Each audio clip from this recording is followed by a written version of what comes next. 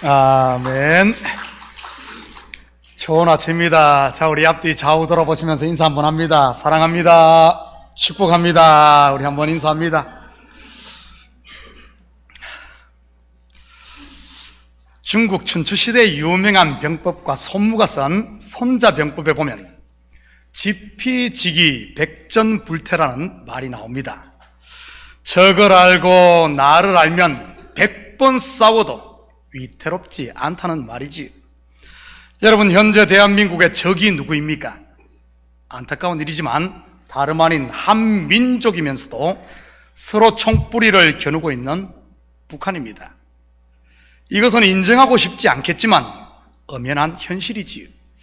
그러기에 군인들이 휴전선을 지키고 있는 것 아니겠습니까?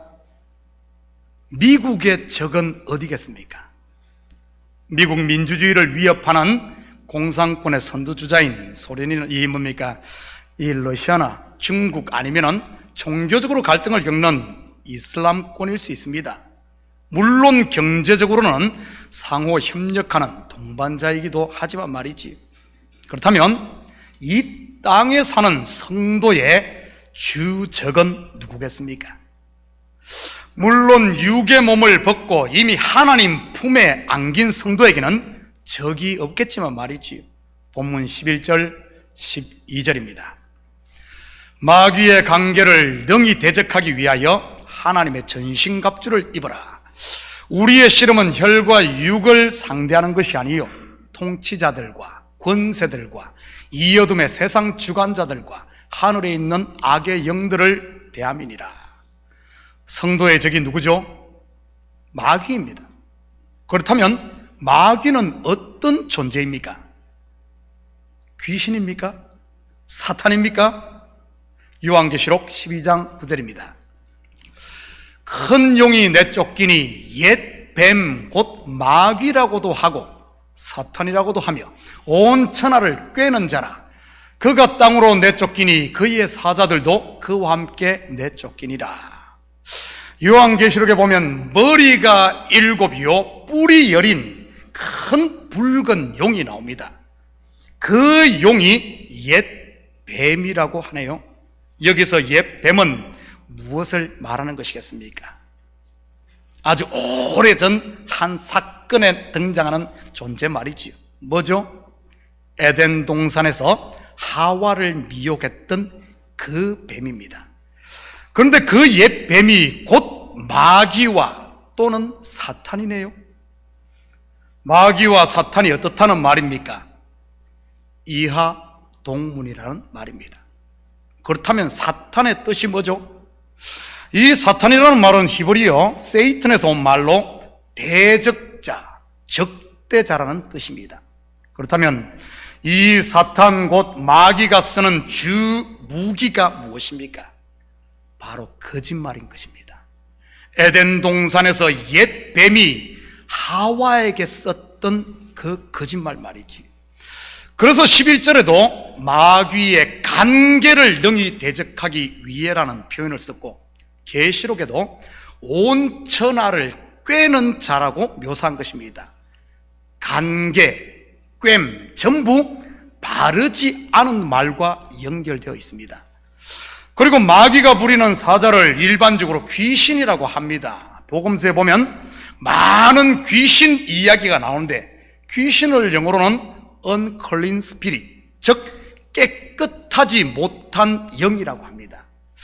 그렇다면 여기서 말하는 영은 또한 무엇을 말하는 것이겠습니까? 요한복음 6장 63절입니다. 살리는 것은 영이니 육은 무익하니라. 내가 너희에게 이런 말이 영이요 생명이라. 예수님이 하신 진리의 말씀이 곧 영이라는 말입니다. 그렇다면 깨끗하지 못한 영은 무엇을 말하는 것이겠습니까? 바로 거짓 말씀을 말하는 겁니다. 결국 성경에서 말하는 귀신은 바로 거짓 말씀을 일컫는 말입니다. 에덴 동산의 뱀이 문제가 아니라 뱀의 입에서 나온 그 거짓 말씀이 문제라는 말이지. 그래서 예수님께서 진리의 말씀을 거부하고 거짓 말씀을 붙들고 스스로 의인 노력하고 있는 바리새인들을 향해 마귀의 자식이라고 했던 것이고요. 확인합니다. 요한복음 8장 44절입니다. 너희는 너희 아비 마귀에게서 났으니 너희 아비의 욕심대로 너희도 행하고자 하느니라. 그는 처음부터 살인한 자요 진리가 그 속에 없으므로 진리에 서지 못하고 거짓을 말할 때마다 제 것으로 말하나니 이는 그가 거짓말쟁이요 거짓의 아비가 되었습니다. 여러분, 바리새인들이 붙들고 있었던 말씀이 무엇입니까? 바로 율법인 것입니다. 율법의 역할은요, 인생들의 아담됨을 드러내는 것, 곧 죄를 죄로 드러내는 것입니다.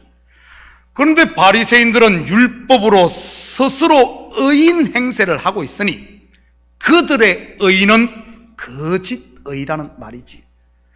거짓의 옷을 입고 있으니 거짓의 아비, 곧 마귀의 자식인 것이고요. 반대로 의의 옷을 입고 있으면 누구의 아들이 됩니까? 하나님의 아들이 되는 것입니다. 이처럼 예수님께서 바리새인들의 실체를 드러내자 그들이 어떤 반응을 보입니까? 계속해서 48절입니다. 유대인들이 대답하여 이르되 우리가 너를 사마리아 사람이라 또는 귀신이 들렸다 하는 말이 옳지 아니하냐? 예수님 보고 귀신이 들렸다고 말을 합니다.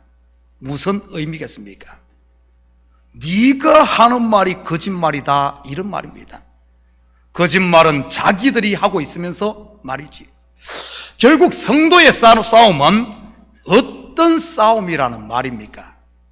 무엇이 진리이고 무엇이 거짓인가 하는 진리 전쟁, 곧 말씀 싸움이라는 말입니다. 하나님의 말씀을 들을 것인가 아니면은 마귀의 거짓말을 들을 것인가 하는 싸움 말이지, 혈과 육에 대한 것이 아니라 말입니다.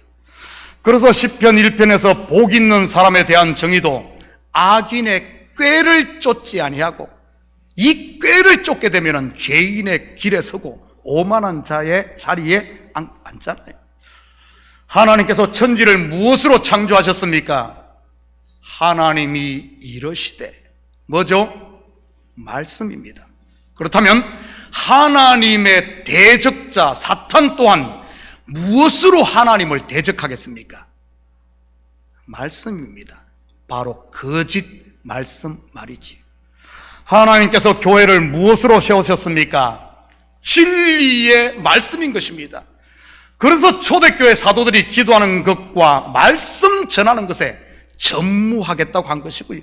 그렇다면 사탄 또한 무엇으로 교회를 헐겠습니까? 거짓 말씀, 곧 거짓말입니다. 여러분 가만히 한번 생각해 보시기 바랍니다. 교회의 시험이 전부 무엇으로부터 오는지 말이지, 다름 아닌 말입니다. 진리의 말이 아닌 거짓말 말이지. 하늘로부터 온 은혜와 평강, 곧 진리의 말씀이 아닌 사람 속에서 나온 것 말입니다. 사람 속에서 나온 것이 무엇인지 볼까요? 마가복음 7장 21절에서 23절입니다.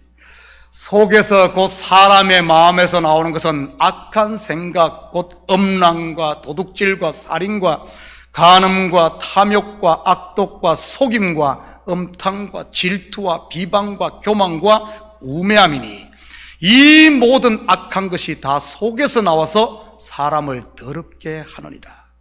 여러분, 더럽게 한다는 말이 뭐겠습니까? 은혜와 평강의 하나님 나라를 헐어버린다는 그 말입니다.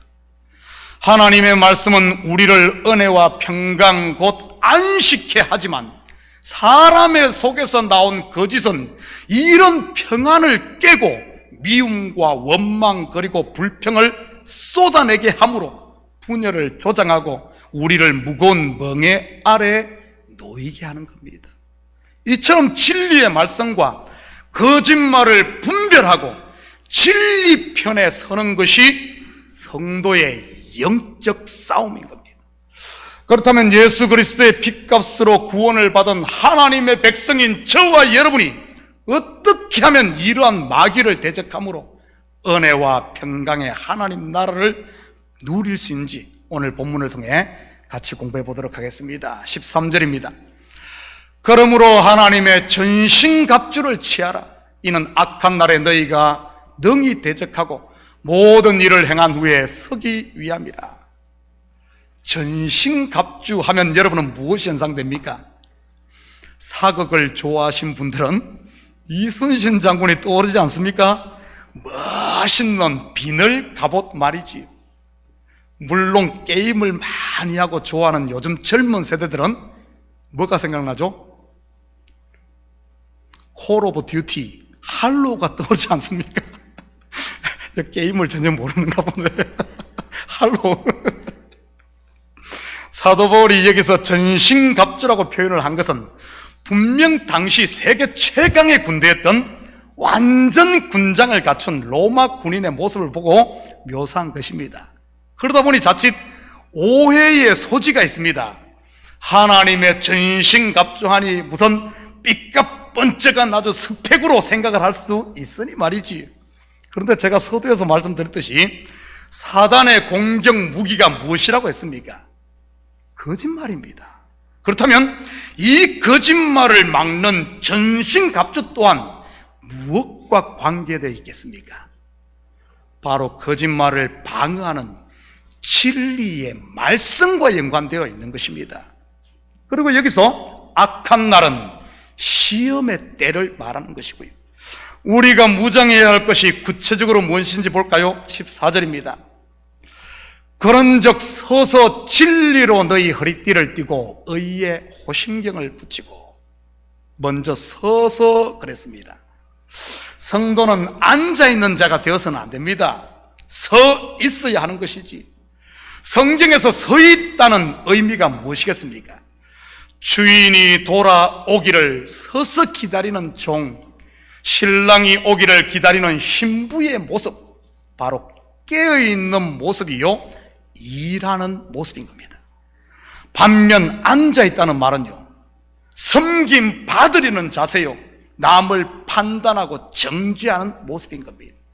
바리새인들과 서기관들이 모세의 자리에 앉아 남을 정지하고 판단하지 않았습니까? 그리고 앉아있다는 말은 선생이 되어 있다는 말이기도 하고요. 저는 우리 식구들이 영적으로 서 있는 분들이 되시기를 축복합니다. 말꾼이 아닌 일꾼 말이지요. 그럴 때 사단의 거짓말이 들리지 않는 것입니다. 진리로 너희 허리띠를 띠고, 우리말에 허리띠를 졸라맨다는 말이 있습니다. 언제 그런 표현 쓰죠? 뭔가 새로운 각오로 일을 시작할 때입니다. 일을 해보신 분들은 아시겠지만 사람의 힘이 다 어디에서 나옵니까? 바로 허리입니다.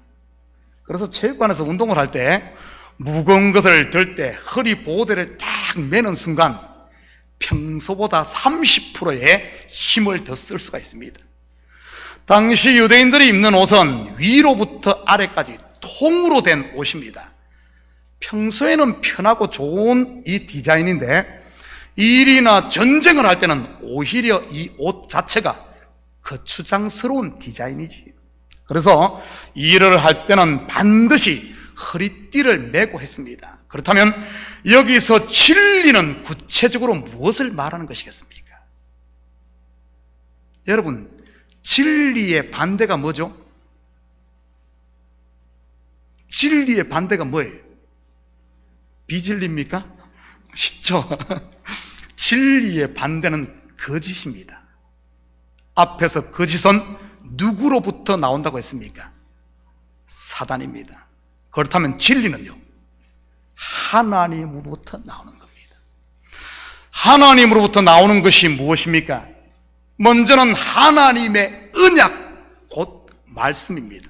그래서 예수님께서 아버지의 말씀은 진리니다라고 하셨던 것이고요. 또 뭐가 아버지로부터 나오죠? 바로 아버지께로부터 보냄받으신 예수 그리스도입니다. 그래서 예수님께서 내가 곧 길이요 진리요 생명이라고 말씀을 하셨던 것이고요.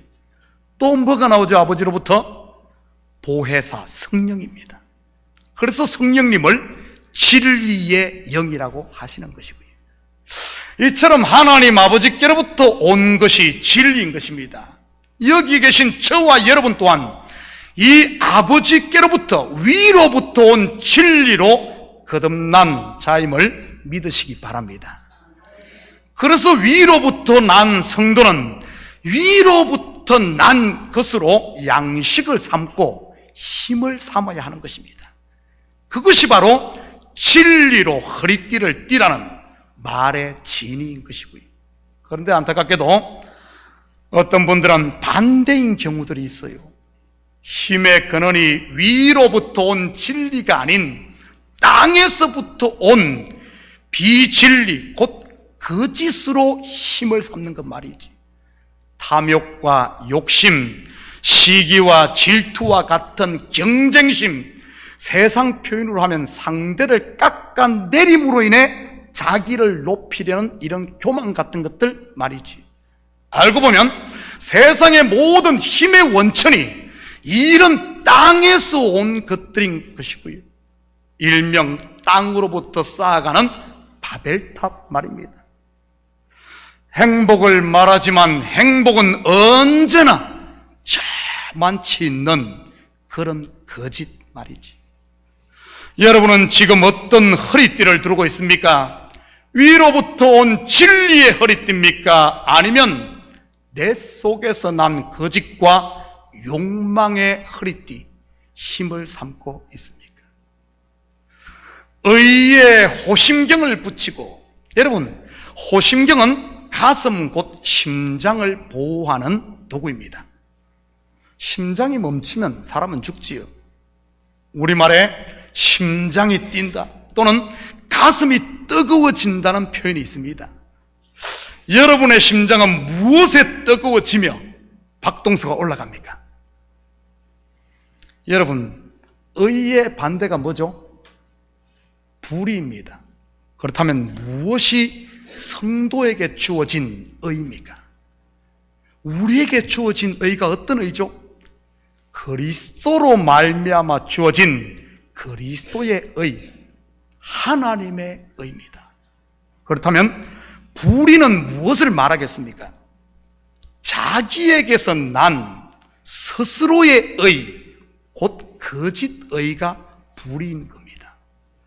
의의 호신경을 붙이라는 말은 우리에게 의를 주신 하나님의 은혜에 가슴이 뛰고 감격해야 된다는 말입니다. 자기 의에 도취되어 심장이 뜨거워지면 안 되고요. 거짓 의에 피가 끓고 가슴이 뜨거워졌다가는 하루아침에 무너지는, 성경에 보면 이렇게 하루아침에 꼬꾸라진 사람이 나오지 않습니까? 바로 사도 바울 말입니다. 자기 의, 율법에서 난 의에 도취되어 설치자가 다메섹 도상에서 참 의가 되신 예수님을 만나자 자기의 거짓 의가 다 들통나며 배설물처럼 버리며 꼬꾸라진 사건 말이지. 그 후 사도 바울의 가슴이 무엇에 뜨거워지던가요? 참의, 곧 오직 하나님의 은혜에 감격하고 뜨거워지지 않던가요?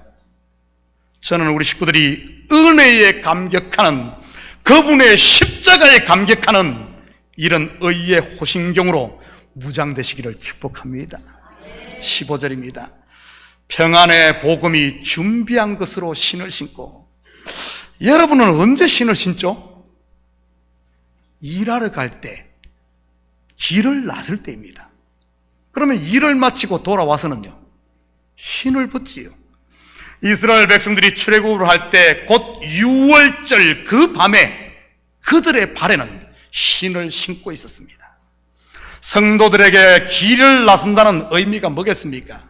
일하러 가는 것, 곧 전도하러 가는 것 아니겠어요? 성도에게서 삶 자체가 이 전도의 연속인 것이고요. 직장을 가도, 친구를 만나러 가도, 아픈 성도를 신방을 가도, 심지어 여행을 가도 말이지. 그런데 성도의 발걸음이 닿는 곳은 평안이 전해져야 하는 겁니다. 그래서 예수님께서 전도에 가서 그 가정의 평안을 위해 기도하라 그랬잖아요.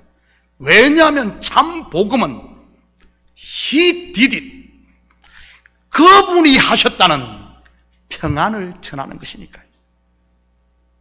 겁을 주고 불안케 하고 부담을 주는 게 아니라 말이지요. 왜 부담이 됩니까? 내가 해야 되니 그런 것 아니겠어요? 그런데 복음은 무엇입니까? 내가 할 수 없는 그것을 하나님이 하셨다. 이게 복음 아닌가요? 그리고 그 즐거움에 함께 참여하자, 웰컴 하는 게 전도인 것이고요. 여러분이 신은 신은 평안의 복음이 준비한 신입니까? 아니면은 사단이 주는 두려움과 분노, 여러분의 발걸음이 닿는 곳마다 다툼을 일으키는 거짓의 신입니까? 혹시 그런 신 신고 계신 분이 있다면 그 신을 벗을 수 있기를 축복합니다. 왜냐하면 우리가 선 이곳은 거룩한 곳이니까. 출애굽기 3장 5절입니다. 하나님이 이르시되 이리로 가까이 오지 말라. 네가 선 곳은 거룩한 땅이니 내 발에서 신을 벗으라. 한 군데 더 봅니다. 여호수아 5장 15절입니다. 여호와의 군대 장관이 여호수아에게 이르되 내 발에서 신을 벗으라. 내가 선 곳은 거룩하니라 하니 여호수아가 그대로 행하니라.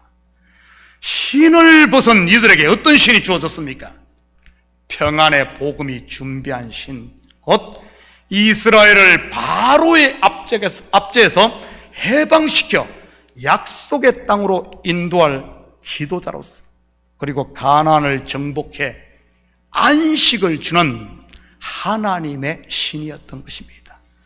저는 우리 식구들이 모두 이 신을 신고 다닐 수 있기를 축복합니다. 샬롬표 신발이라고 들어보셨는지 모르겠습니다. 샬롬표 신발. 우리 성도들이 가는 곳마다 샬롬이 임해야 돼. 샬롬, 평안이 임해야 돼. 내가 가고 나면 사람들의 마음이 끓어오르고 분노가 일어나고 이러면 안 되는 거예요. 내가 가는 곳마다 샬롬, He did it. 하나님이 하셨다. 그러면 여러분이 가는 발걸음마다 평강이 임하는, 부부가 싸우더라도 여러분이 지나가고 나면 화해하고, 이런 역사를 보게 될 줄 믿습니다. 16절입니다. 모든 것 위에 믿음의 방패를 가지고 이로써 능히 악한 자의 모든 불화살을 소멸하고. 우리가 일반적으로 믿음이라고 하면 믿습니다 하는 이런 믿음을 강한 의지처럼 느낄 때가 많습니다. 그래서 의지가 강한 사람이 믿음이 좋고, 좀 의지가 약한 사람이 믿음이 없는 것처럼 보일 때가 있지. 그러지 않아요? 그래서 소심하고 겁이 많은 우리 성도들 쉽게 뭐라 그럽니까? 믿음이 없어. 반대로 배짱이 좀 있고 담대한 사람을 믿음 좋아, 이러지 않나요? 맞는 말일까요? 아닙니다. 사실을 알고 보면 믿음은 그런 사람의 성격과는 상관이 없습니다. 왜냐하면 성경에서 말하는 믿음은 그런 담력이나 배짱을 말하는 게 아니니까요. 그렇다면 믿음이 무엇입니까? 믿음의 열매를 보면 믿음이 무엇인지 쉽게 알 수 있어요. 믿음의 결국은 영혼 구원인데, 그 이전에 말이지. 여러분, 믿음을 무엇으로 측정할 수 있습니까? 내가 믿음이 있다 없다를. 하나님께서 아브라함을 통해 뭐라 그랬어요? 내가 이제야 네가 나를 믿는 믿음을 내가 너에게 확증하겠다. 언제? 그가 순종했을 때. 여기서 믿음의 방패를 갖는다는 말이 바로 이것을 말하는 겁니다. 곧 내가 부인됨으로 그리스도가 나의 방패요, 내가 부인됨으로 그리스도가 나의 피난처인, 나는 없고 예수 속에 들어가는, 그게 바로 믿음의 방패를 갖는 겁니다. 그러면 악한 자가 아무리 거짓의 불화살을 쏴도 그것으로 인해 내가 열받고 우라통 터지고 머리에 뚜껑이 열리지 않는다는 말입니다. 오른뺨을 치면은 왼뺨 내밀 수 있고, 오리를 가자 그러면은 십리를 갈 수 있는 것 말이지. 그러니 열받을 일이, 내 속에 불이 일어날 일이 전혀 없는 것입니다. 믿음의 방패, 바로 나는 죽고 예수가 나의 산성이 될 때 말입니다. 그런데 믿음의 방패, 곧 내가 죽지 않고 있으면 어떻겠습니까? 그 불화살을 맞자마자 그냥 폭발해버리는 겁니다. 어떻게 그럴 수 있어? 누가 이러면서 2판 4판 합의 6판이 되고 교회도 떠나고 너 죽고 나 죽자가 되는 겁니다. 그런데 그리스도와 함께 죽은 사람은요, 불화살 100개를 쏴도 1000개를 쏴도 쏘는 족족 꺼져버리는 겁니다. 그러니 제풀에 꺾여 스스로 포기하게 되는 것이고요, 쏠 화살이 다 떨어져서 말이지. 17절입니다. 구원의 투구와 성령의 검, 곧 하나님의 말씀을 가지라. 구원의 투구와 성령의 검은 서로 연결되어 있습니다. 성령의 검으로서의 하나님의 말씀은 성령의 조명을 받은 말씀이라는 뜻으로 로고스, 이 그냥 문자로 된 로고스로서의 이 말씀이 아닌 깨달아진 진리의 이런 레마노스의 말씀, 곧 율법으로서의 말씀이 아닌 진리의 말씀이라는 뜻입니다. 이렇게 말씀을 성령으로 깨달았을 때 내가 하나님의 자녀라는 확신 가운데 서는 것이고요, 다시 말해 구원의 확신 말입니다. 로마서 8장 16절 17절입니다. 성령이 친히 우리의 영과 더불어 우리가 하나님의 자녀인 것을 증언하시나니, 자녀이면 또한 상속자 곧 하나님의 상속자요 그리스도와 함께한 상속자니 우리가 그와 함께 영광을 받기 위하여 고난도 함께 받아야 할 것이니라. 이러한 구원의 확신이 있는 사람은 사단의 거짓말에 놀아나지 않습니다. 팥죽 한 그릇에 자기를 팔지 않는다는 말입니다. 사실 이 시대에 얼마나 많은 사람들이 팥죽 한 그릇에 자기의 신앙을 팔고 인격을 팔고 양심을 팔고 영혼을 팝니까? 왜 신천지나 구원파와 같은 이단들이 교회에 위협이 됩니까? 알고 보면 전부 이런 구원의 확신이 없는 성도들이 교회에 많기 때문에 그래요. 말씀을 겉으로만 듣고 그것이 전부인 양 배우려고 하질 않고 나는 다 아는 양 하고 있는, 그래서 판단하고 정죄하기 바쁜 이런 모습 때문에 말이지. 밤송이를 까야 그 속에 있는 알밤의 맛을 볼 수 있듯 하나님의 말씀도 마찬가지인 겁니다. 말씀을 듣고 시시때때로 읊조리며 묵상하며 그 말씀을 부여잡고 밤샘 씨름할 때, 야곱이 야복강가에서 천사와 씨름하듯 예수님이 겟셋마네 동산에서 밤을 새워 씨름하듯 이런 말씀과 씨름할 때 성령의 검으로서의 양날선 말씀의 이 검을 우리가 갖는 것입니다. 죽어봐야 알지 하는 확신 없는 신앙, 여러분 구원파의 공격 대상 1호라는 것 아십니까?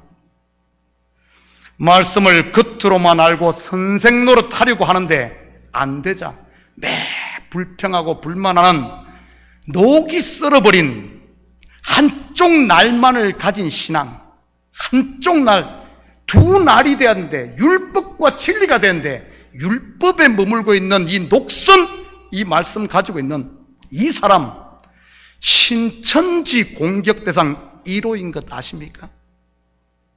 여러분, 신천지가 교회에 와서 누구에게 접근하는 줄 알아요?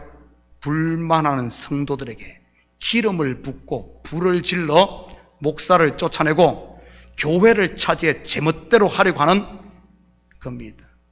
여러분, 정신 바짝 차려야 돼요. 아니면 나도 모르는 사이에 신천지의 밥이 될 수 있어요. 한국에는 이 신천지 때문에 골머리를 아파버립니다. 골머리. 오죽했으면 교회 입구에다가 신천지 출입 금지. 우리 교회도 써붙일까요? 신천지 출입 금지. 전신 바짝 차려야 됩니다. 우리가 말씀으로 딱 무장되어 있으면, 양날선 금을 가지고 있으면 한 길로 왔다가도 7길로 도망가는 겁니다. 신천지 요가지 말고 우리 자신이 영적으로 잘 무장될 수 있기를 축복합니다. 18절입니다. 모든 기도와 간구를 하되 항상 성령 안에서 기도하고 이를 위하여 깨어 구하기를 항상 힘쓰며 여러 성도를 위하여 구하라. 여러분, 성도는 절대 홀로 있는 존재가 아닙니다. 먼저는 그리스도와 연합된, 즉 둘이 하나 된 존재요. 더 나아가 그리스도를 머리로 한 교회 공동체로 부름받은 우리는 한 몸 된 지체입니다. 이 사실을 바로할 때 교회는 엄청난 시너지를 받게 되는 것이지요. 내가 한 것은 하나밖에 없는데도 열을 받아 누리게 됩니다. 공동체라는 사실을 제대로 알 때 말이죠. 저는 우리 교회가 성령 안에서 기도함으로 이런 부흥의 불길뿐만 아니라 교회뿐만 아니라 이 가정과 사업에도 이런 성령의 불이 일어날 수 있기를 축복합니다. 기도는 단순히 내 문제를 구하고 해결받는 것이 다가 아니에요. 하나님께서 가장 좋은 것을 주실 때 받을 그릇을 준비하는 것이 기도이기도 합니다. 하나님이 주시는 가장 좋은 것이 뭐죠? 바로 성령인 것입니다. 성령을 이미 받은 우리에게는 성령 충만인 것입니다. 그래서 사도행전에도 오순절 성령이 강림하시기 전 제자들에게 너희는 예루살렘을 떠나지 말고 함께 모여 기도하라고 한 것 아니겠습니까? 여러분, 기도하지 않고 성령 충만 받을 생각일랑 아예 하지 마시기 바랍니다. 19절 20절입니다. 또 나를 위하여 구할 것은 내게 말씀을 주사 나로 입을 열어 복음의 비밀을 담대히 알리게 하옵소서 할 것이니 이 일을 위하여 내가 쇠사슬에 매인 사신이 된 것은 나로 이 일에 당연히 할 말을 담대히 하게 하려 하심이라. 여기 있는 목사를 위해서도 꼭 이 기도를 해주시기 바랍니다. 내게 말씀을 주사 나로 입을 열어 복음의 비밀을 담대히 전하게 해달라고 말이지. 목사에게 말씀이 없어도 성도에게 불행이에요. 목사가 성도들 눈치 보며 이것 빼고 저것 빼고 성도들 비위 맞추는 설교, 여러분, 이런 설교 귀는 즐거울지 몰라도 그것은 결국 여러분의 영의 손해인 겁니다. 하나님께 받은 대로 담대히 외칠 때 듣기 싫어도 그것이 사는 길이요 복인 줄 믿으시기 바랍니다. 목사에게 담력을 달라고 꼭 기도하십시오. 목사에게 말씀을 주시라고, 주신 말씀을 가끔없이 전할 수 있는 목사님 되게 달라고 기도해 주시기 바랍니다. 사랑하는 성도 여러분, 이 한 주도 영적인 전신갑주로 잘 무장하심으로 사단의 거짓을 진리로 파시고 선으로 악을 이기시며 하나님이 주신 은혜와 평강의 하나님의 복, 그리고 우리 교회에 주시고자 하시는 여디디아 하나님의 사랑하시는 자로 당당하게 승리하며 사는 복된 한 주가 되기를 예수님의 이름으로 축복합니다. 같이 기도하십시다. 사랑의 아버지 하나님, 참으로 감사를 드립니다. 아버지 하나님, 사단의 거짓을 파할 수 있는 아버지 하나님, 우리의 눈을 열어 우리를 오늘도 사랑하시고 우리를 붙들고 있는 진리 되시는 아버지 하나님, 하나님 안에 거하게 도와주시옵소서. 그래야 사단이 거짓으로 우리를 치러왔다가도 7길로 도망가게 하시고 은혜와 평강의 하나님 나라를 잃지 않고 딱 지킴으로 아버지 하나님, 어둠의 이 아버지 하나님 사단이 얼씬 못하고 가라지 뿌리지 못하도록 깨어있는 우리 성도들 다 되게 도와주시옵소서. 그래야 주신 복을 마음껏 누리며 은혜를 나누며 받은 사랑을 이제는 실천하며 사는 열매가 있는 하나님의 사자, 하나님의 복음 전하는 자로 살게 도와주시옵소서. 감사드리며 예수님의 이름으로 기도드립니다. 아멘. 자, 우리 다 같이 자리에서 일어납니다. 찬송 350장